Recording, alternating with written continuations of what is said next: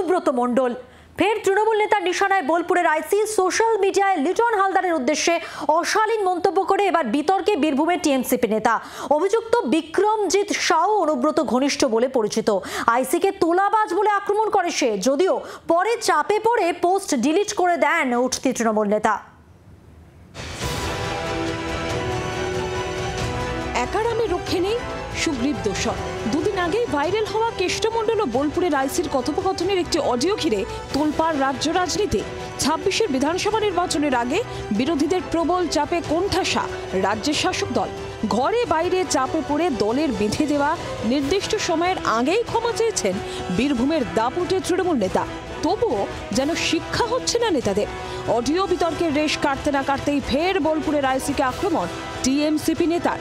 অনুব্রতর হয়ে ব্যাট ধরতে দেখা গেল বিক্রমজিৎকে। এই আইসি দুর্নীতিগ্রস্ত। বোলপুর থানার আইসি প্রত্যেকটা বালি মাফিয়া, পাথর মাফিয়াদের সঙ্গে যোগসূত্র বজায় রেখে কাজ করে এই লিটন হালদার, এবং তার কুকর্মের জন্য বোলপুরের গরিব সাধারণ মানুষদেরকে আজকে ভুগতে হয় বিনা কেসে। বিক্রমজিৎ সাউ অনুব্রত ঘনিষ্ঠ বলেই পরিচিত। সোশ্যাল মিডিয়ায় কেষ্টমণ্ডলকে ব্র্যান্ড বলেও আখ্যা দিয়েছেন তিনি। আমার মনে হয় এই লিটন হালদার অনুব্রত মণ্ডল নামক যে ব্র্যান্ডকে দমানোর চেষ্টা করে। লিটন হালদার একটা কাপুরুষ। লিটন হালদার বাপের বেটার দম হলে লিটন হালদারকে বলছি, বোলপুর থানার আইসিকে, যে তোমার যদি বুকের পাটা থাকে, দম থাকে, সত্যি কথাটা, তুমি বালিঘাট থেকে তুমি সাধারণ মানুষকে নিয়ে যে ছিনিমিনি খেলেছো বোলপুর শহরের, তুমি অনুব্রত মণ্ডল নামক শক্তিকে তুমি তোমার অপকর্মের মাধ্যমে দমানোর চেষ্টা করেছো। তোমার অপকর্মের মাধ্যমে অনুব্রত শক্তি দমে না। তুমি চেষ্টা করেছো এডিটিং করে তার ভয়েসটাকে তুলে আনার। এই পোস্ট প্রকাশ্যে আসতে ফের শুরু হয়েছে বিতর্ক। যেমন ঝাড়টা তেমন বাস, যেমন মমতা বন্দ্যোপাধ্যায় তেমনই অনুব্রত, তেমনই তার দলের ছাত্র বৈষয়িক নেতাগুলো।